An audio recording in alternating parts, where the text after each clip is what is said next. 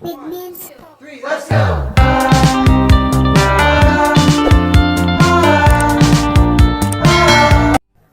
Pero bago tayo magsimula, magandang araw mga beshi! Welcome sa aking channel at salamat sa pagsuporta, salamat sa pag-subscribe. Ngayon hindi nakapag-subscribe, mag-subscribe na kayo please! Thank you! Simulan na natin ang pagrampa natin sa ating mga sangkap. Ito po ay mamoy. Pork po! Mano-mano natin imimince yan mamaya.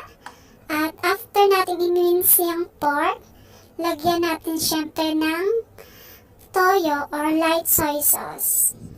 At asukal. Ayan. Susundan din ni corn flour. Yung tatlong to, mag-best friend talaga to every time na mag-marinate ka ng mga karne ng pork, beef, or chicken. Yan po.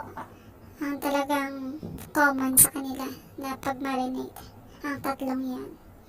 So, susunod ngayon, yung tofu natin, irampa natin. Ayan, fresh tofu. Pwede din kayong bumili. Yung nasa pack na, pwede yan gamitin. So, ayan, iset aside natin muna yan. Sunod nating sangkap, ang dried shrimp. Ibabad natin ito sa tubig for 30 minutes or medyo matagal, pwede din. At ang bida sa ating ulam ngayon, ang chili bean sauce. Kung gusto nyo maanghang na manghang, todo yung lagyan ng chili bean sauce. Pero kung gunting anghang lang, 1 tablespoon, okay na yan. At ang nagpapasarap sa pagisa natin, ang bawang at sibuyas. Ayan, kahit pinapaiyak ka ng sibuyas, mahal na mahal mo pa rin yan. Ngayon, ikakat natin ang tofu into cubes. Depende sa inyo kung gaano kalaki ang gusto ninyong cubes. Basta cubes. Kung trip nyo yung heart shape, edi i-heart shape nyo. Kung trip nyo yung circle, edi i-circle nyo. Depende sa inyo. Kayo din ang kakain eh. At kayo din ang mahirap sa pagkak. Kanya-kanyang trip, kaya kung saan ka masaya, edi doon ka, supportahan kita. Tulad ng pagsuporta mo sa akin pag-YouTube. Thank you ulit guys. At sa mga hindi pa nakapag-subscribe, mag-subscribe na kayo. Ayan, bilisan natin kasi baka mahuli tayo ni ma'am na oras ng trabaho, nag-video pa. Basta guys, tandaan ninyo, ang pinaka-importanting sangkap sa pagluluto ay ang love. Pagmamahal mo sa hinahandaan. Heto na po ang ating tofu na naka-cubes na. Ngayon, papunta na tayo sa shrimp natin. Kunin natin ito sa tubig at i-mince. Durog-durogin natin ito hanggang sa madurog ang shrimp. Yan, ibuhos mo lahat ng galit mo sa shrimp. Yan, dikdikin ng magiging pino siya. After natin ihanda ang mga sangkap natin, yan, papicture muna. Ngayon, gigisahin natin ang bawang sa mainit na mantika. Ayan. Huwag natin sunugin kasi nagiging mapait ang ating pagkain pag sunog na ang bawang. At ito naman, sibuyas. Isasama natin sa bawang.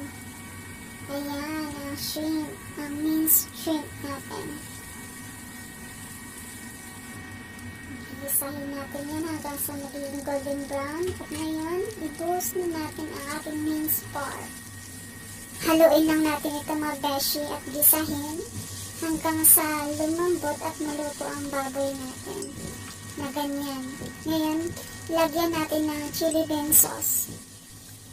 Kung gusto niyo original recipe talaga, damihan niyo ang paglagay ng chili bean sauce. Lagyan niyo rin ng sabaw kung trip niyo masabaw. Pero ang amo ko kasi ayaw nila na masyadong maanghang at masabaw. Kaya ganyan lang po ang aking version ng pagluto ng tofu with minced pork na mayroong chili bean sauce. After natin haluin yung mga besh, takpan natin, and after 5 minutes, ayan, ready na po ang ating ulam, ang tofu with minced pork na mayroong chili bean sauce. Simple lang, madali at mura. Pero masarap na masarap siya mga beshi. I-try nyo to sa inyo mga amo mga besh. At balikan ninyo ako kung nagustuhan ng mga amo nyo at mga alaga ang dish na to. Kung hindi naman mga beshi, pagpasensyahan nyo na. Pero, sinisigurado ko sa inyo na magugustuhan ito ng mga Chinese ninyong amo kasi ito yung mga magusto ng mga Chinese. At ayan mga beshi, isang ulam naman ang natutunan natin na pwede nating lutuin sa mga kanya-kanya nating mga amo. Maraming salamat ulit sa suporta mga beshi, pagpatuloy ninyo. At sa mga beshi natin na wala naman dito sa Hong Kong pero trip ang Chinese food, yan, dagdag po sa listahan ninyo ang ulam na to. Simple lang siya, madali, pero masarap na masarap po. I-try ninyo sa inyong pamilya. Lutuin ito mga beshi at siguradong magugustuhan ito ng inyong mga asawa at mga anak. So, ayan po mga beshies. Maraming salamat ulit sa panonood. Hanggang sa muli. Babush! Bye-bye!